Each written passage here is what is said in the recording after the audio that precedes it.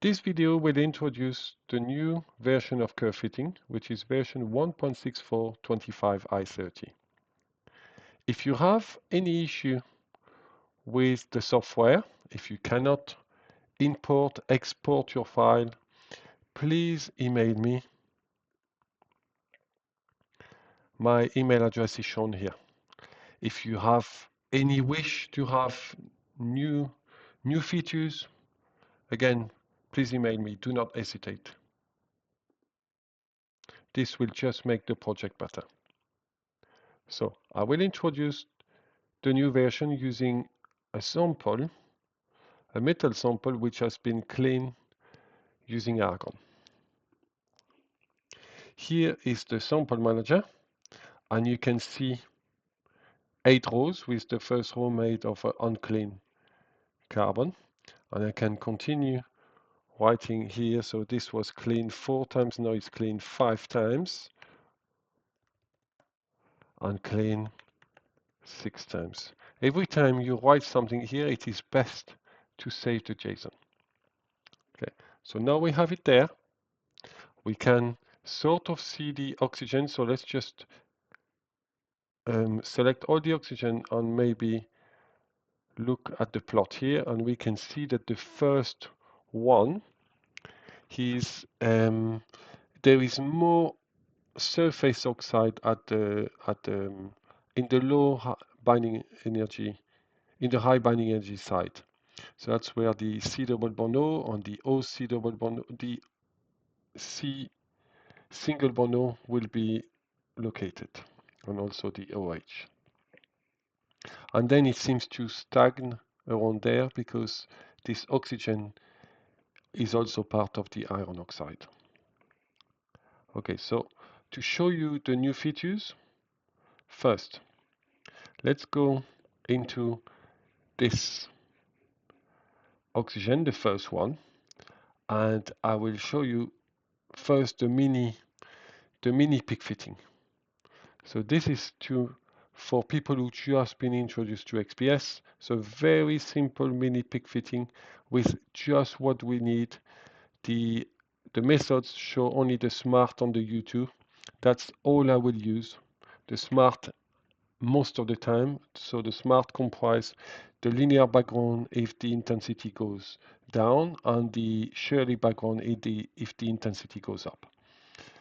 Okay. And then in the peak fitting, you'll have 3 models: the SGL, which is a sum GL ratio, a Gaussian to Lorentzian ratio, and then a void, and then an asymmetric peak, which is the LA.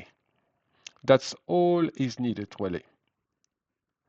So it is, you can, from background, you could just move your line and create a region. You could also add peaks, and again the SGL, and create 2 peaks. And this gives you a width and a LG ratio. I will now go back to my standard one, more complicated, and show you that actually it is made of 3 rows, 3 tabs.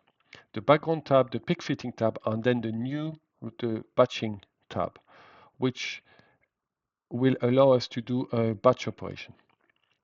So now we have our background down, but you can see that the shape of the peak is above the background, so we may improve our background, and for that we will go down. So we could zoom into it, but I will use my control down to zoom into that, and now I can use the offset here, but also use my shift, and by pressing down like this I can change that.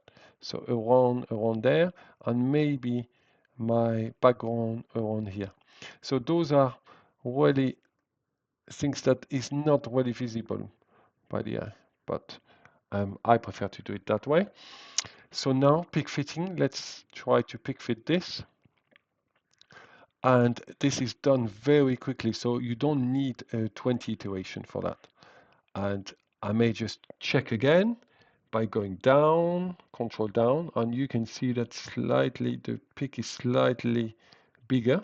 So it's 25%. I may actually decide to put the width of this peak to something less than that, so 20% maybe. We can refit this, and you can see now it's slightly better. Okay, but obviously we can look at the standard deviation to judge if that is better. I prefer to keep the peak around 20. So the same happen for the CO, for the oxygen surface, or even iron oxide peak, which is this one. So that I will actually change that to be between 10 and 20% also. I will redo it. And we don't see any difference. Even in the standard deviation, it looks almost the same. So now we would have to, we are happy with our fit. We would want to do the same on all of them. Yeah, despite this is decreasing.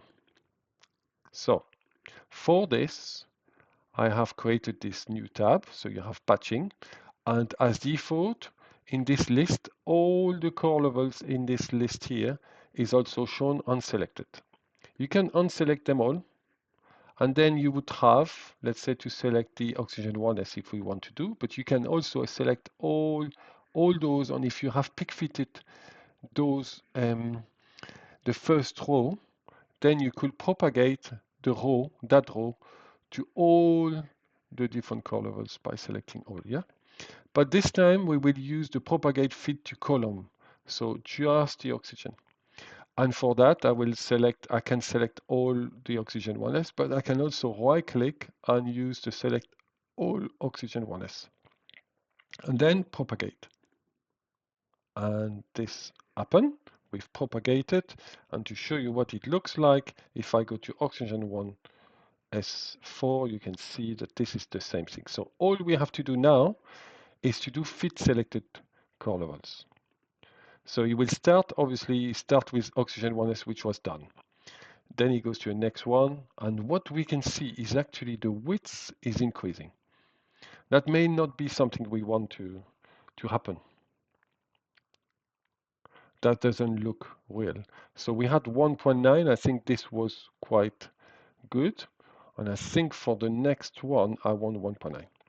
But you can sort of see how this is done. We can also select all and press this button or the F4, and then you can sort of see that the peak is now becoming too big, which again, I've said this is not correct. So what we would do is we will restrict the width this time to, let's say, 1.9, up to 1.9. And you would have to do the same on all of them, usually, but this time we have propagate constraint to column. So that's it, that's done. And so when you go through, the fitting is kept, but the constraint has been changed. That means I can be now anywhere. I could even be in here and do fit selected core level, and it will only do those ones. So it goes through, obviously it does the first one, which was fine, and now it goes through all of them. I may want to show you, because this is a bit slow, I'll do 20 iteration. I think by 5 iteration that will have done the job. So I will undo at the end, and I think undoing should really undo. So let me see that. I undo. Okay. Still 20. Let me see if that's done. Yes. Okay. So I've undo that. I may just do, let me see if this is, yes, that's good. This is the previous one. So I'm going to go to 5. And that should go way quicker. So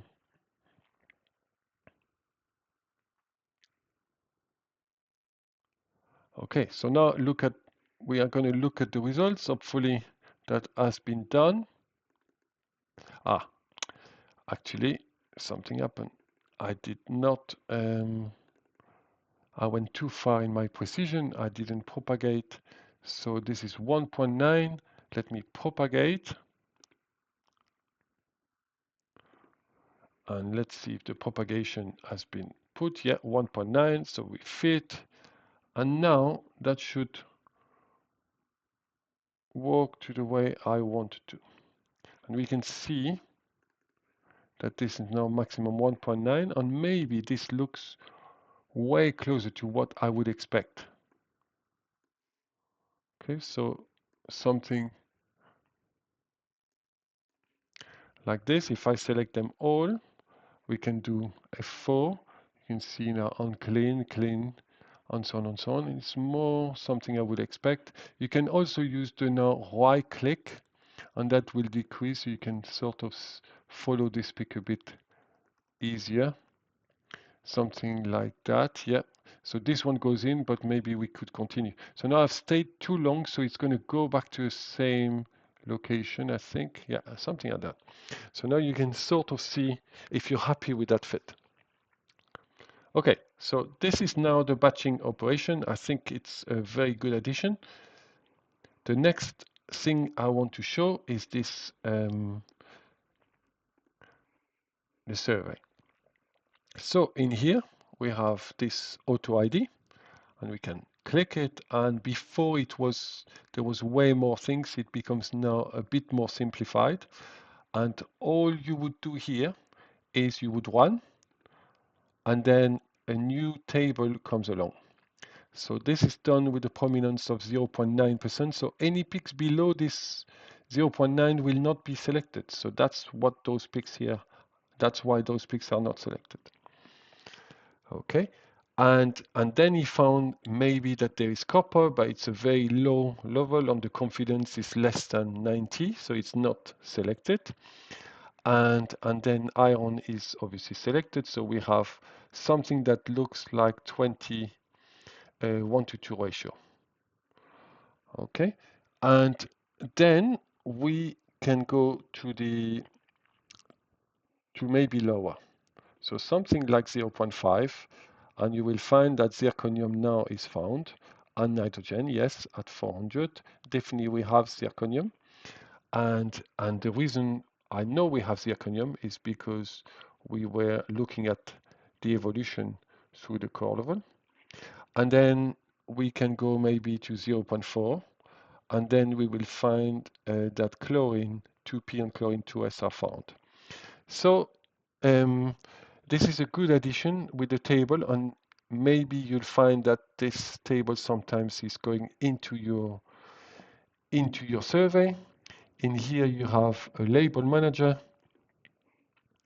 and when you open it, you can actually drag the table. So we could drag it here if we wish, and we could remove it. We can remove it by using the preference table in here. So this is survey table display. You could decide to switch it off. Let's see if it works. It may not. Yeah, and now you get the legend. And we can go back because I actually like this table and show it. So now it's saved. The position is saved. So when I go to another one. So let's say this one, this position is safe. Okay. Next, you will find that you can change, obviously, you can remove all those. For example, the zinc here, he believes we have zinc. We can remove that zinc, delete, pick A, and now it's removed from our table, and we can remove the sodium, which may not be correct neither. Delete, pick H, and it's gone. So it works that way. Obviously, if you click on rerun, and let's say I decide to go to 9, if I click on rerun, then the table goes back to its initial location. Okay. There's another thing that you may want to do is change the area. So for example, that pick here, you may want to change the width. So then you use the edit area. The edit area is actually this icon. So it gives this measure area. And when you switch tab, you can choose the different areas. So here we only have 3 now. And we can go into here and maybe zoom.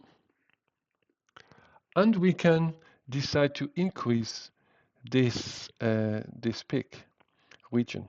So you can choose to, for example, by using the wheel mouse, I'm changing the width.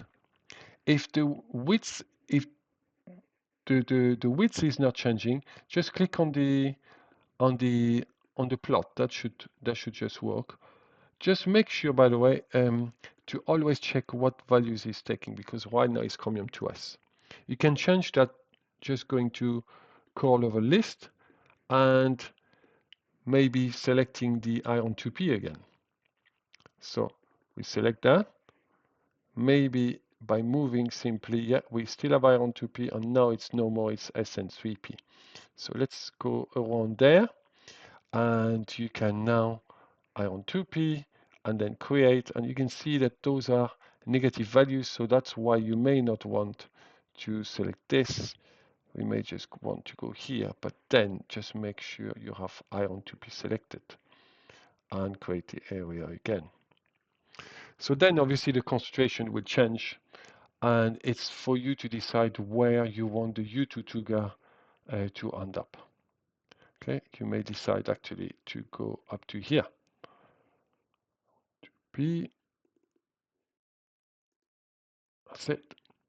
So the U2 trigger, I think, is a better choice of background for survey quantification. Personally, I think I will put this value up to here, and again checking if we have the iron 2P, but it is up to you. There is a lot of arguments about where to stop measuring the iron. I will not go into this debate here. We can now go back and continue with, for example, oxygen 1s. So right now he believes this is SB3D, because SB3D is very close. We can decide to have also this peak here. This peak there is actually the lost peak of the oxygen. So we may want to take it, create the background, and now we have the oxygen taken. And you see now we again come to a 1:2 ratio. Okay. So this is showing now everything that has been added to the software, to version 1.64. And if you have again any questions, any criticisms, please email me. That will be helpful. Thank you.